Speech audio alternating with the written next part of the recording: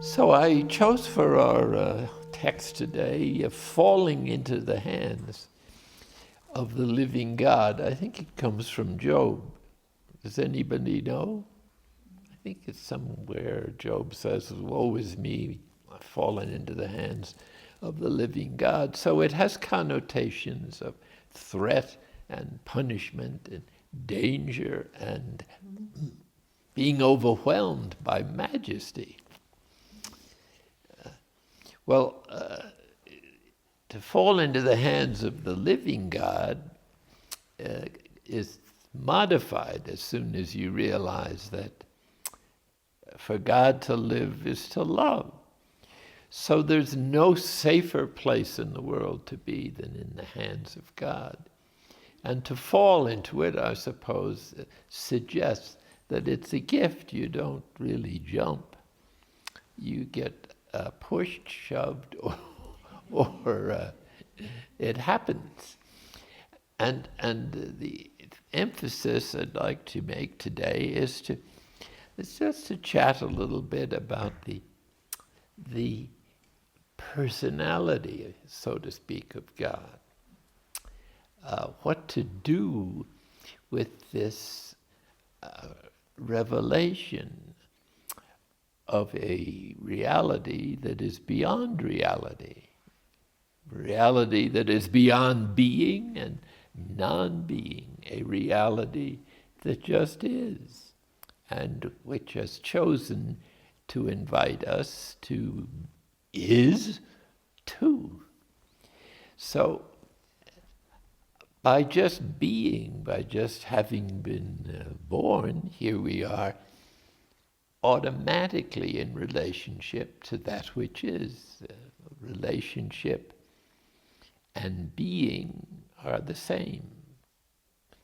Being is relationship. You can't be without being together with everything else that is.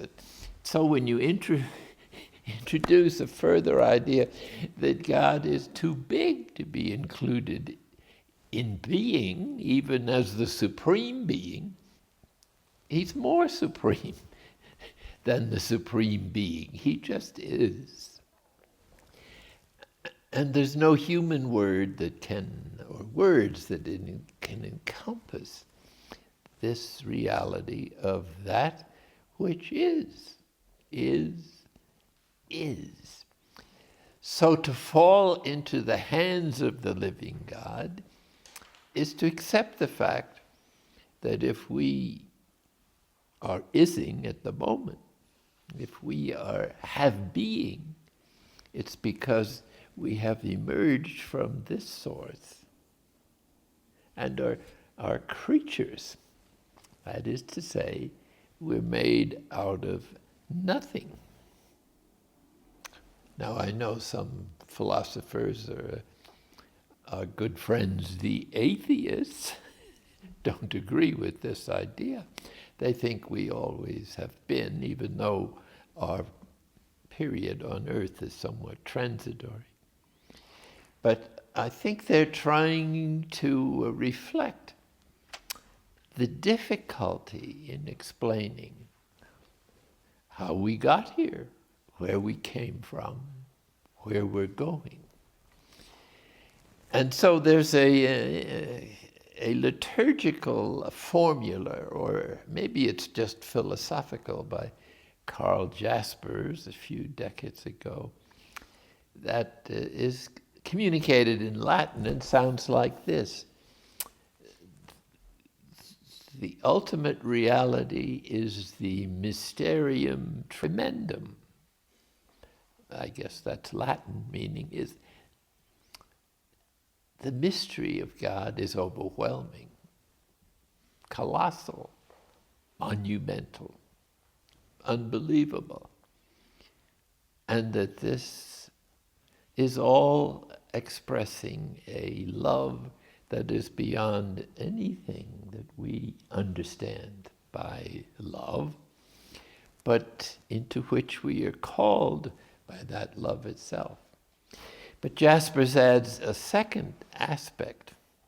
You really have to always give second aspects when you talk about God, because he's everything at once. And if you say just one thing, it must be a mistake. Or it could be misleading. So if you say God is, you have to be willing to say God is not. What God isn't is who we think God might be, or who anybody thinks he might be, because he's beyond the beyond the beyond, and yet closer than anything, including our own consciousness. He's closer to us than our own sense of being.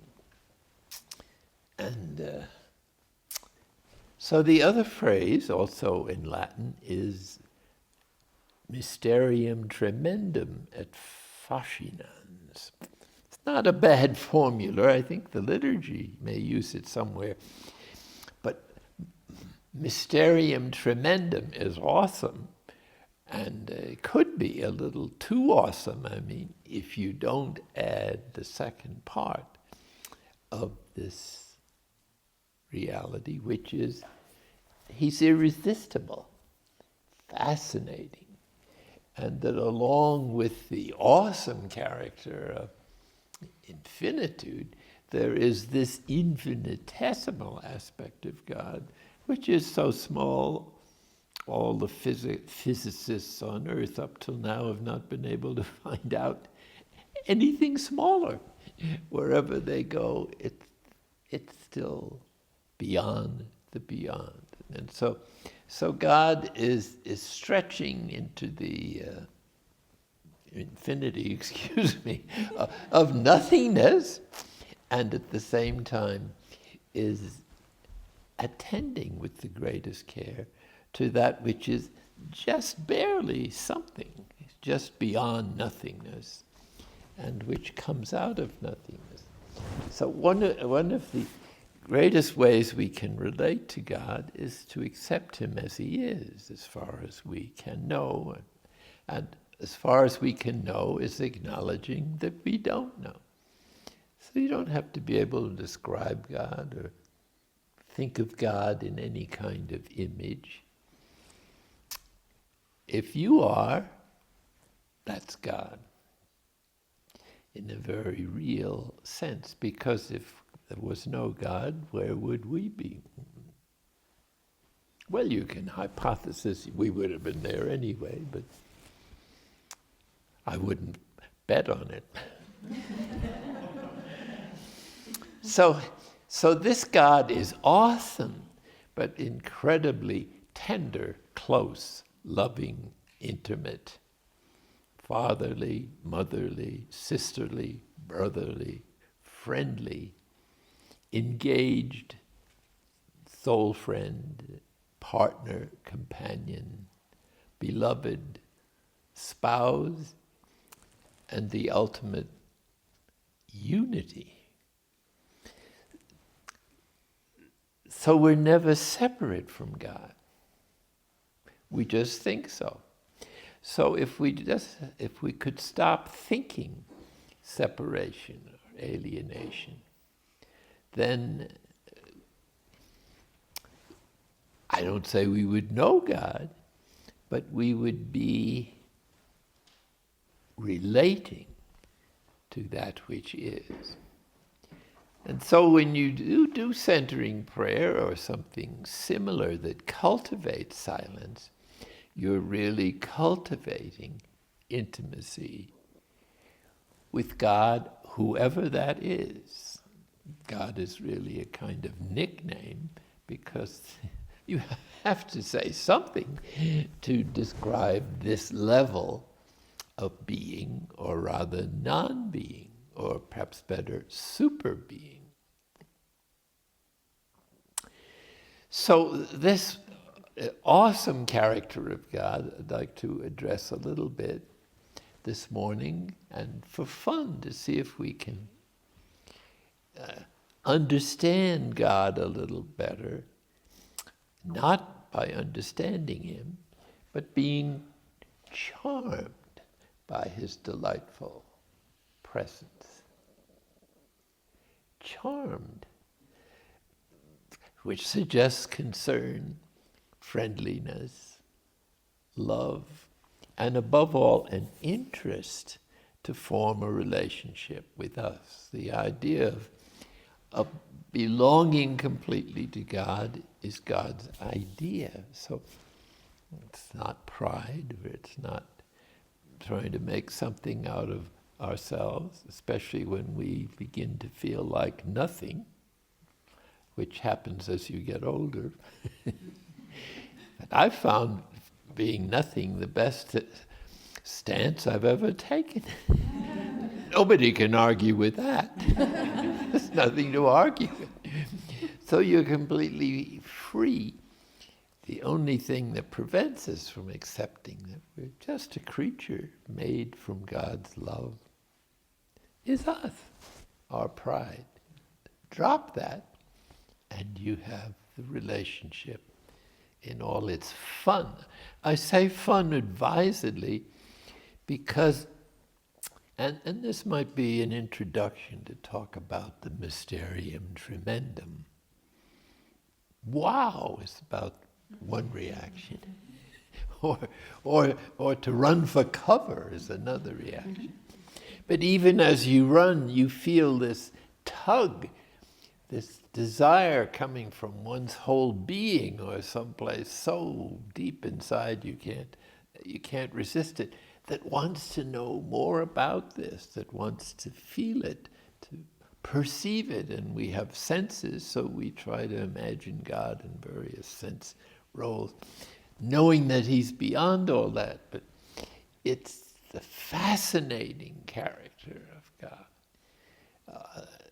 Maybe that's because love is not a thought or a theory, it's an experience. And this is what we begin to realize, that God is loving us into existence, and that to fall into his hands is something that he designed in order to give us the greatest protection there is, which is God's self.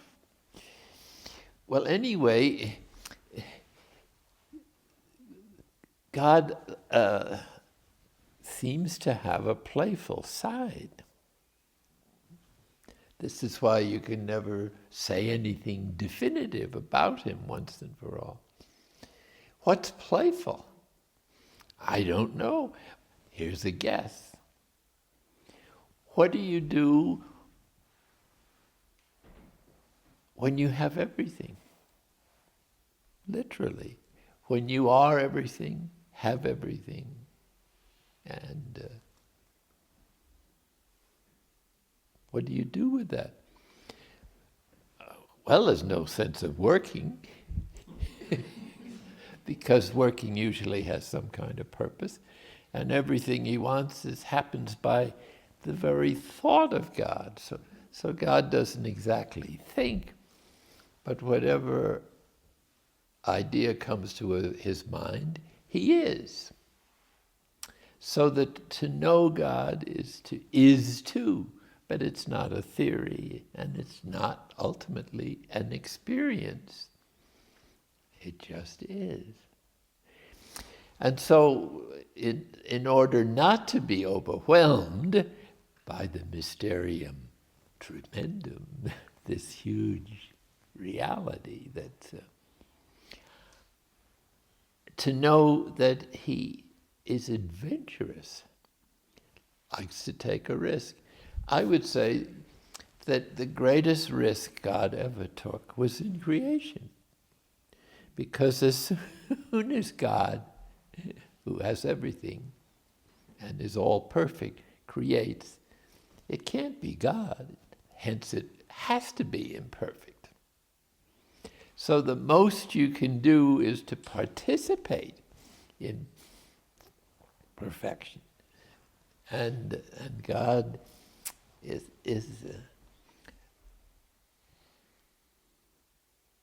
it likes to play games eventually. And so his playful character, his adventurous character, is, think of this as an adventure. If you have control over any part of your life. What do you do when you have nothing to do? I don't know whether this is a situation that ever confronts God, but one possibility is to play games, to have a little fun. Okay. So there is this playful side to God, coupled with his adventurous spirit and his all-powerful character, that prompted him to share the infinite happiness and treasures of the Godhead with various kinds of creatures, giving them a certain capacity to appreciate. And of course, in our present evolutionary development, humans have become conscious of the universe and of themselves. And this is what makes us specifically human. It's a participation in the divine intelligence measured to our limitations. So God doesn't expect us to be God too, coming from nothing, but he expects us to enjoy, appreciate, and embrace the life we have with its possibilities and potentials, and to trust God. So it's accepting this creative, can we call it a game? I think that would be a little too far, because it's a serious event getting through this life. But it isn't all that serious. And if we treat it too seriously, or our possessions too seriously, or our future plans too seriously, then you get hurt, because it's not reality. It's not who you really are.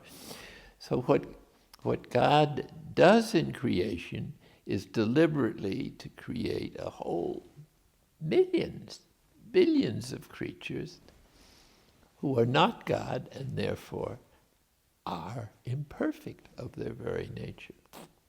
So why be surprised if you find yourself a little imperfect here and there, or you don't measure up to what someone else wants you to be or thinks you should be or what you want to be? Just to let God's plan unfold with its primary purpose of giving us a share in the divine life. And to let reality unfold in our lives. This is falling into the hands of God. It's consenting to what actually is, not judging it. Some of it is not going to feel good. Some of it will feel good. That's the nature of existence.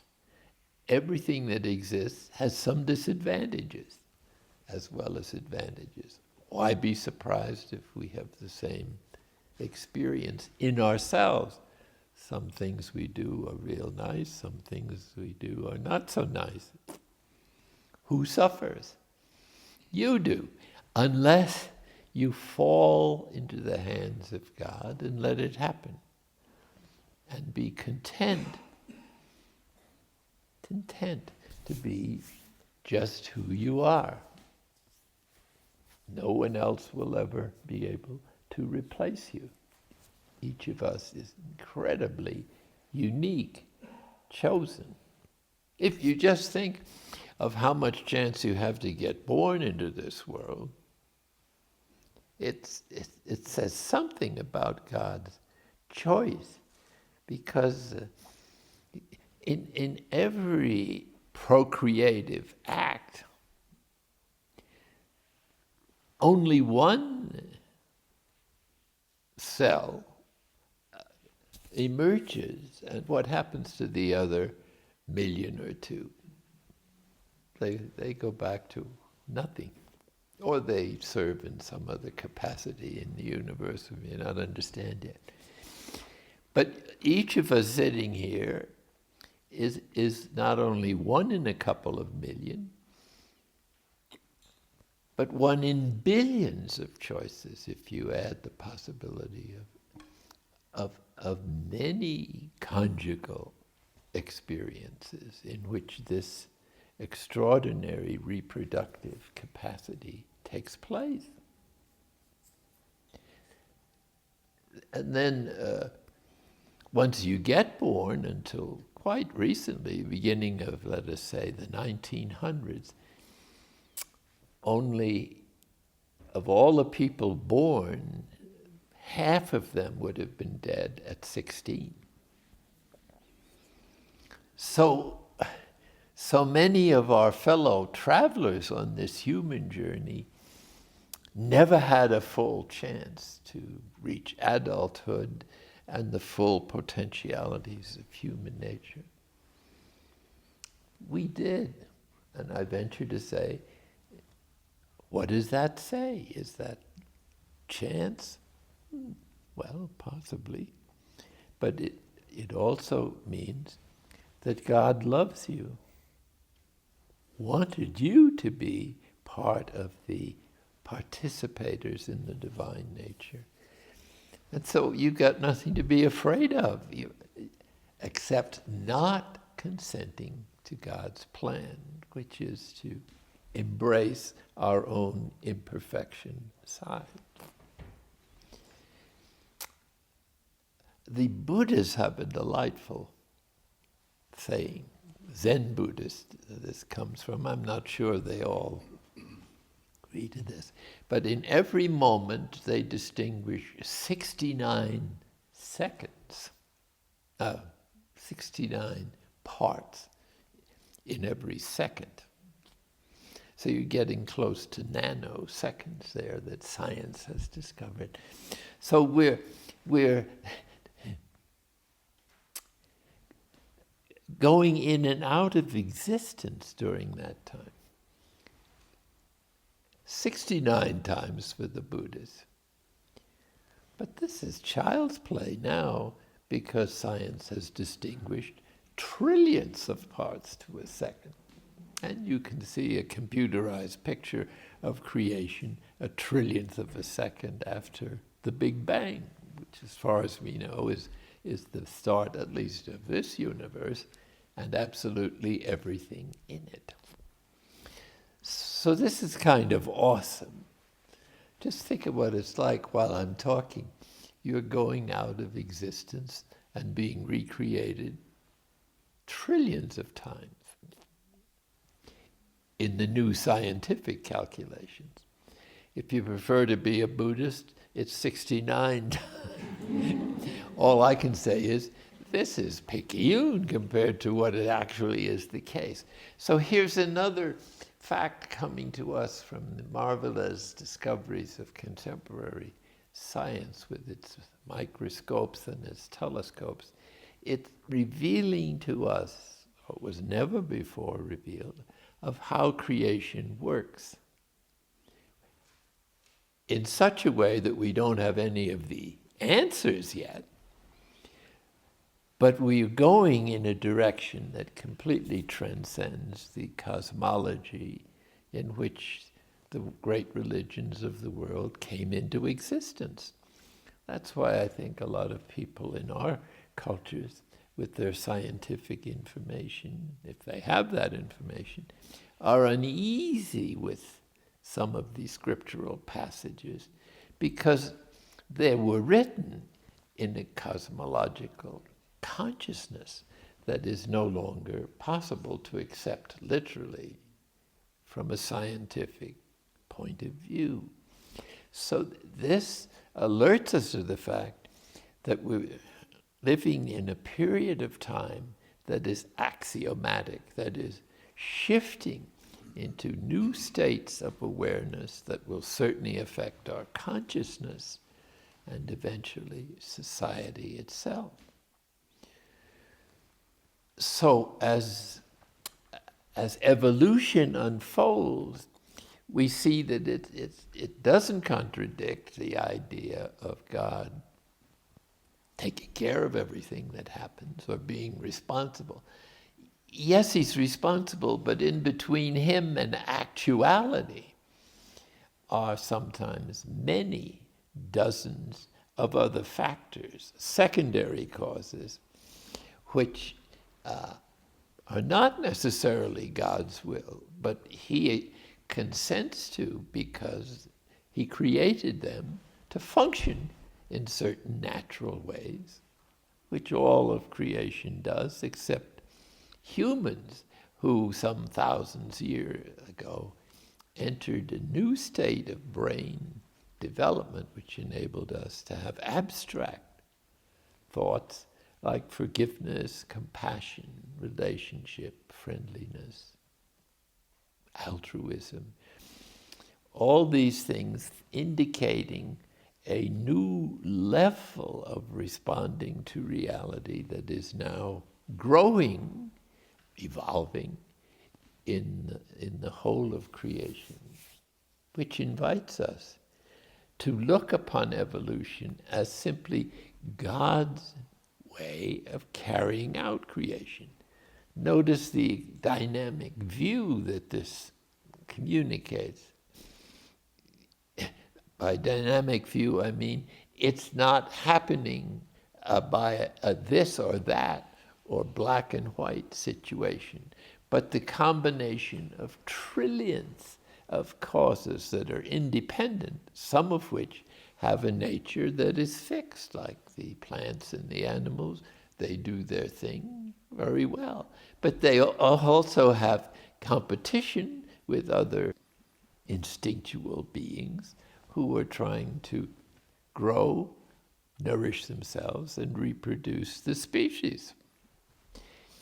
When humans come along, God has taken another adventurous step, the greatest risk we know of so far, which is to give these thinking animals, as they're called, the awareness of free choice within certain limits. Now, free choice is not the same as freedom, which is what God is, which is do what is right and perfect spontaneously without thinking all the time. Be a nice state to be in. And we'll be there someday. Just wait. But so God has to respect that freedom. And so now you have a species that decides things and has an intellect that is creative and can more or less control a lot of all the other species that are living and all the materials that are not living, as long as they don't get too big. Here you see how God, might be a little playful. There's one supernova that's the size of a whole galaxy.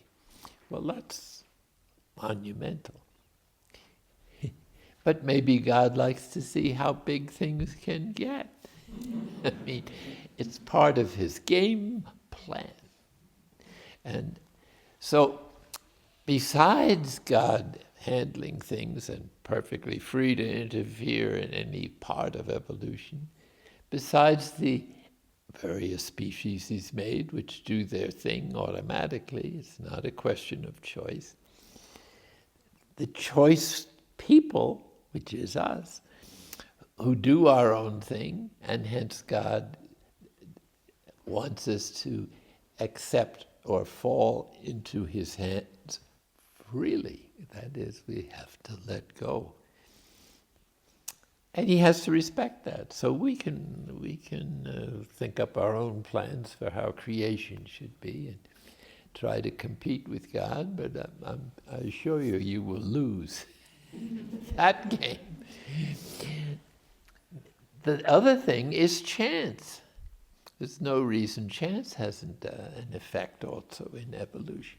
So it's not a univocal concept. It's a very rich, complex idea that is unfolding and unfolding in us. We know now the brain is plastic and you can change your attitudes or your dispositions if you try to, and if you can't succeed, that's because you're imperfect. But that's the way it was from the beginning. Why be surprised? So to take into account the fact that we'll lose some games and win some, it's just the way it is. So we're invited to enter into God's world and to play too, because we have a choice. We can say no, we can say yes. And it must be granted that some games that God plays can be rough.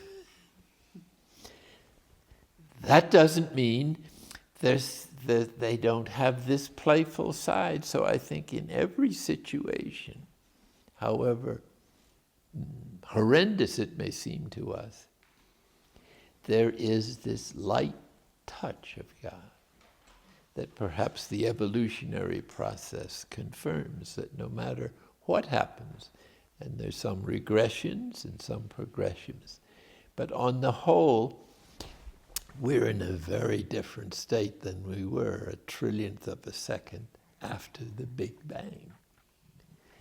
And what's to prevent us from being equally new in the next few millennium, when the human mind has had more chance to assimilate and react to the discoveries that are happening now almost daily. Maybe a scientific breakthrough occurred once in 100 years in the time of Jesus of Nazareth. Now it happens almost every day or every week. Think of the boson. This is an incredible possibility. It's not absolutely certain. That there's something out there that you can't see that is absolutely invisible, that turns invisible energies into form. If I understand it correctly, I probably don't, because the scientists themselves really are not quite sure yet.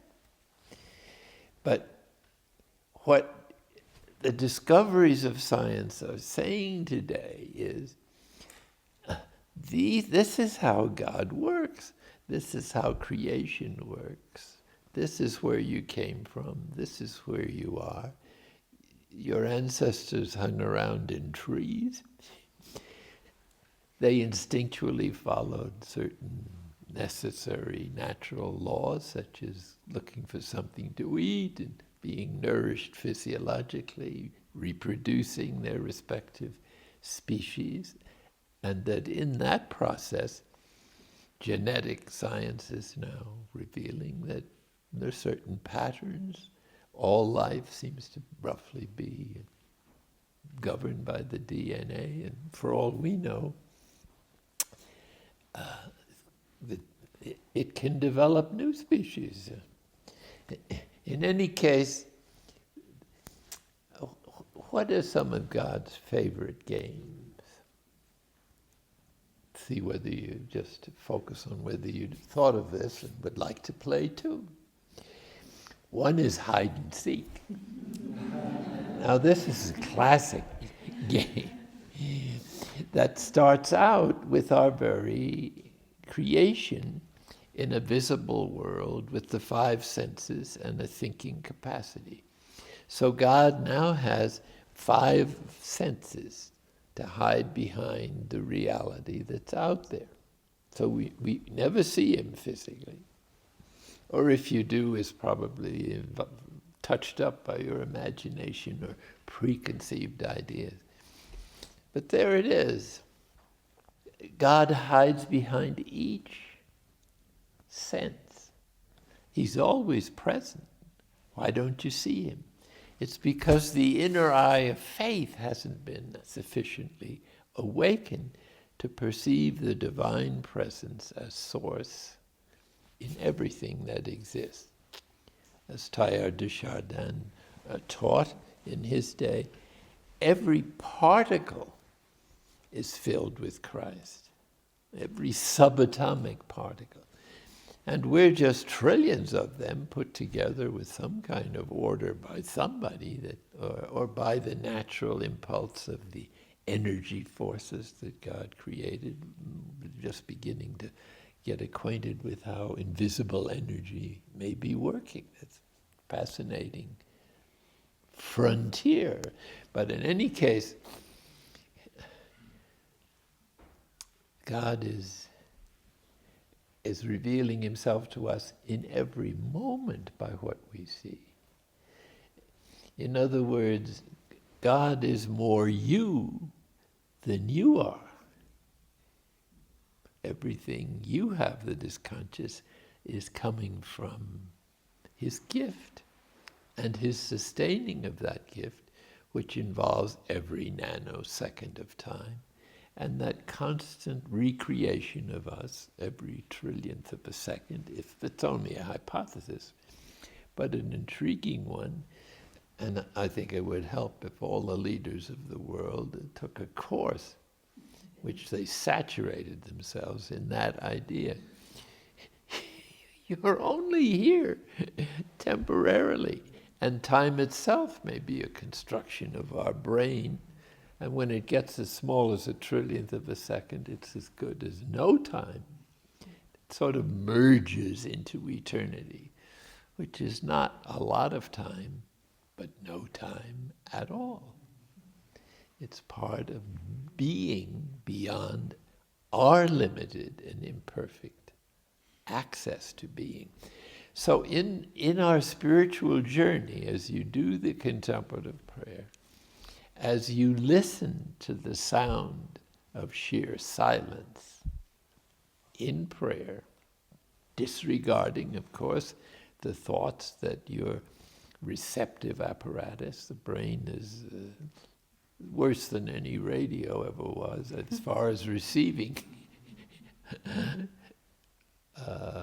data from all kinds of sources. Okay, we have to put up with that because that's the nature of evolving with five senses from the animal level of consciousness to the capacities of the neocortex, which are still just now being discovered and revealed. So we can't turn it back. So that puts us in a difficult condition. And if you don't have a little sense of humor, you might start crying at this point. Because, it feels so uncomfortable to be so uncertain. That's why we all need to fall. I don't say jump because you might land in the wrong place. But let go into God, what he's happening, how he's working with you. And as we develop and grow in consciousness and become mature adults and so on, God begins to work with us in a new level of intimacy that might be called the divine therapy. God turns out to be the greatest psychoanalyst and psychologist there ever was, and vastly exceeds any knowledge they can have of your unconscious, regardless of how much cooperation you offer. So the person we know least is perhaps ourselves, because we don't know what's in the unconscious. And so centering prayer and the cultivation of silence, for some reason, I can't tell you exactly what it is, but as your mind consciously and deliberately quiets down, or you're detached for regular periods of time from any thought contact, you begin to experience who you really are, which is beyond thinking, beyond any experience, but more real than any experience.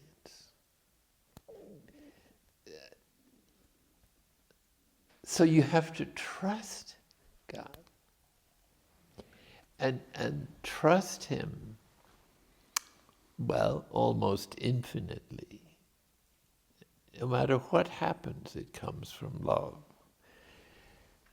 But we have to give God the space to be God and to take into consideration all of matter and all of the galaxies and all of the infinitesimal creatures and all of life and all of our human experience, which is immediately apparently available.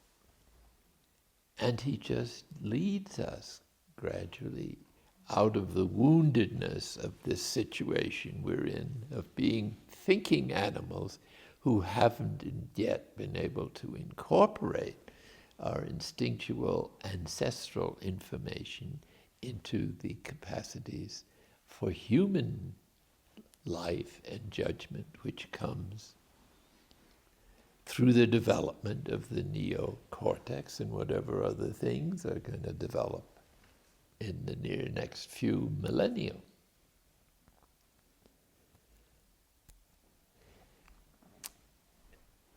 Everything you hear is the voice of God. Everything you don't hear is probably God himself. He's that close. More you than you are. Beyond your name, your address, your resume, your personality, your character, your temperament, your number on the Enneagram, if you have one, is that which is God manifesting God's self in you just as you are, healing the wounds of a lifetime and using the very imperfection of humanity, since it's not God, to become God, to transform our weakness into pure love as a totally gratuitous gift. You don't have to jump, just fall. The hands of God are softer and gentler than the best of eiderdown or down cushions, pillows. It's the safest place anybody could be. If you could only stay there, that's the name. It's like coming to this retreat house and having some peaceful experience and then having to go back to the noise and the anxiety, the ups and downs of everyday life. But that's precisely the game. And it has to be a free consent. And sometimes God arranges things to test out how much you want to play or how far you're willing to go in this game. So that's why God likes these common games too. For instance, what are his favorites? You might have your own insights into this. But basketball is a game that appeals to God.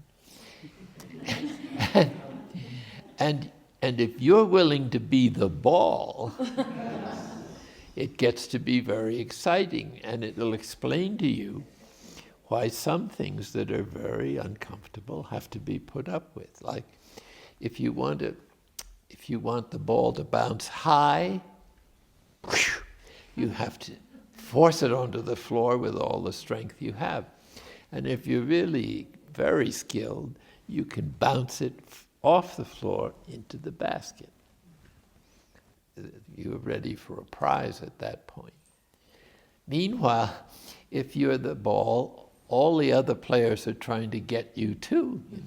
So you can feel like you're overwhelmed by pushes and pulls coming from all the players. God can be one of the players or the referee. Only he knows what the score is, and he doesn't seem to want to tell us what it is yet. But here's something useful. When troubles seem to multiply, one after the other, debt you can't pay, quick illness, somebody takes your parking space or runs into your car, and they happen almost every day. This this is part of the game. As you know, if you, on the basketball court, if you want to get to the basket, you have to dribble. And so you have to keep hitting the floor again and again. And so this is the experience of when trials accumulate and you say, I can't take any more. What you're saying is, I guess I don't want to make a basket after all. It's up to you. Players are there, the game is there. And it's fun. The only thing you want to avoid is to try to win. Because as soon as you try to win, you've turned the game into a career. Games are for fun. If you impose on them the idea of winning or losing, then it gets to be heartbreaking if you don't win, or over inflating if you do. So everything is so perfectly organized despite appearances. With the eyes of faith, you see God, not with the bodily eyes, but with the sense of presence in everything that you see. It's hide and seek. Sitting still for a period of time or in one place helps to get beyond the preconceived ideas we have of what reality is or should be. Silence teaches you what it actually is. And as silence deepens, it morphs into the divine presence. And then you see beyond your senses this loving presence, which invites you to jump. I shouldn't say jump, fall. Fall is easier into the embrace of the beloved who's creating you every trillionth of a second and brought you forth as one among billions of other possibilities. What happened to them? Well, they're still in God's mind. Maybe they'll turn up later in this life. So the mysterium tremendum remains without any change. But the fascination increases.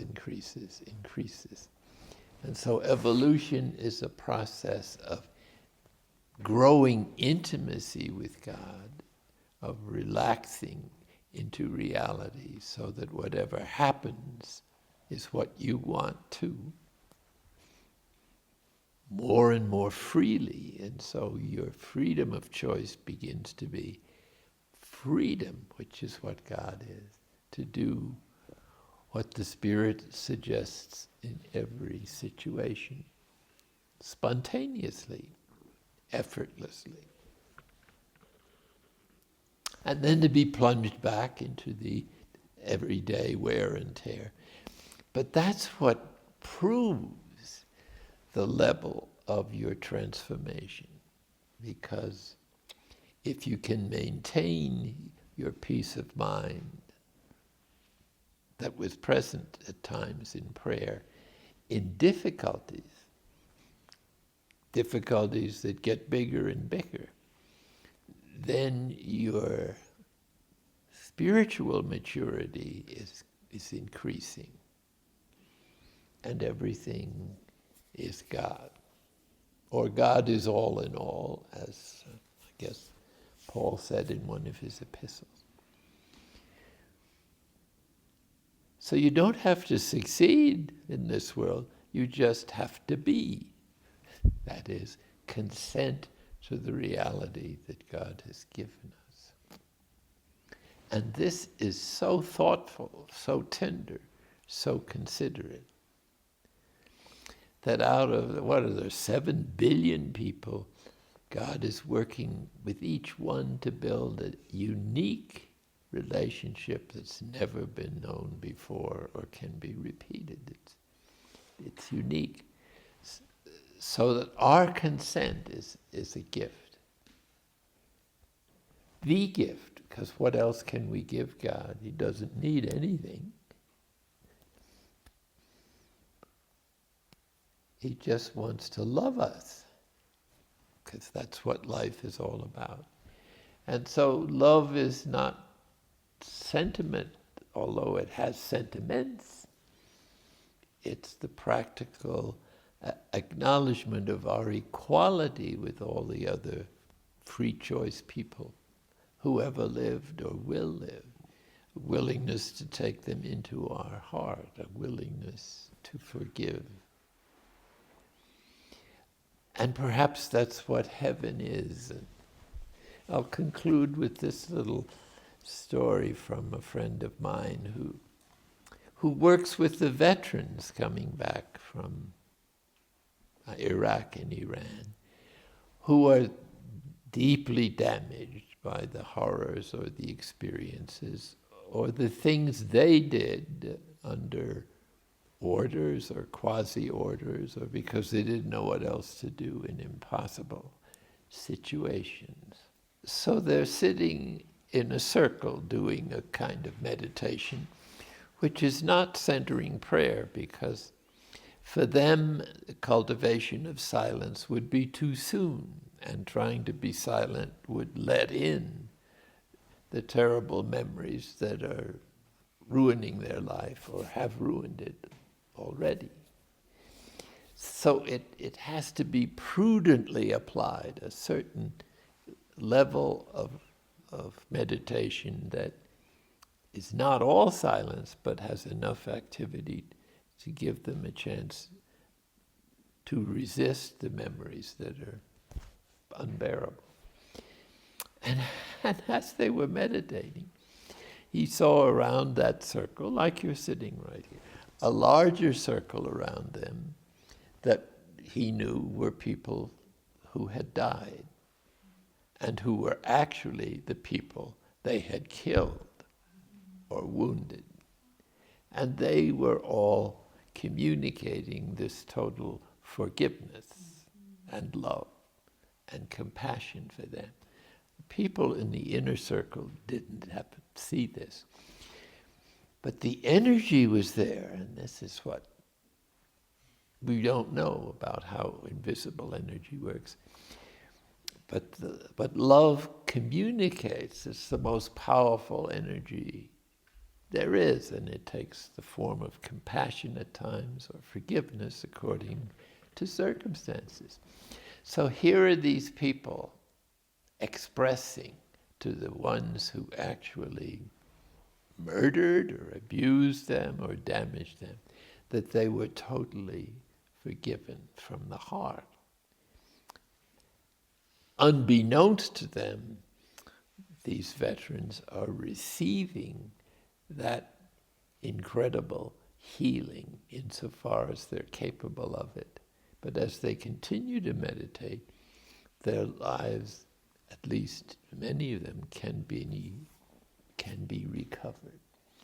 This is perhaps the greatest genius of Christianity. Forgiveness is at the very heart and center of it, because God created us knowing we were imperfect, that we were going to sin.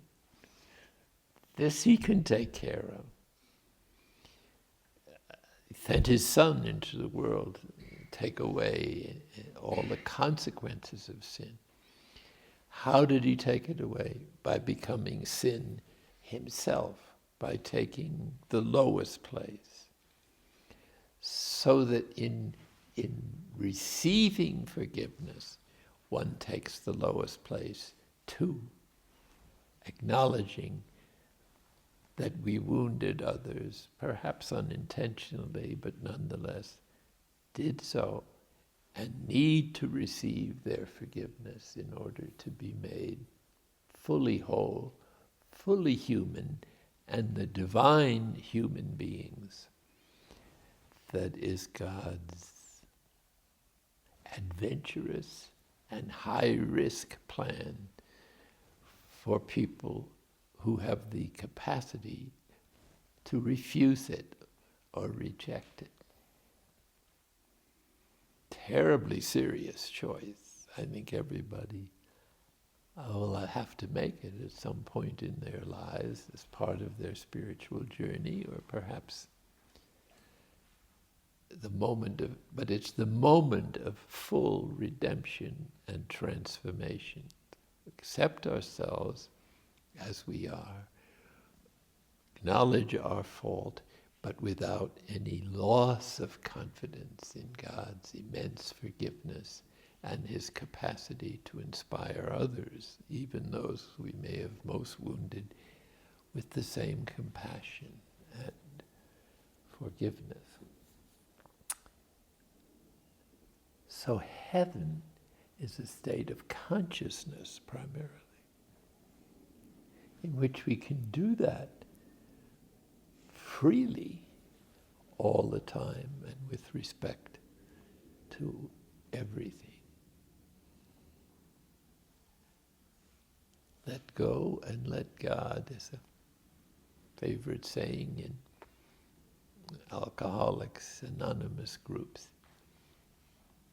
Very profound.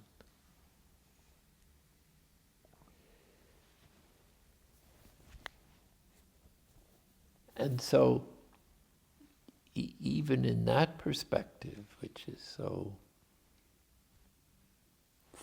significant and serious a thought, the divine capacity for humor remains. There's a playful aspect to the most serious situation. And it's trust in God and faith that perceives it, and that which is that gives us peace to endure just about anything. And if you don't feel you have the strength to deal with some difficulty or trial, don't let that worry you either, because then you are most united to Christ, who took the consequences of all sins into his own psychological pain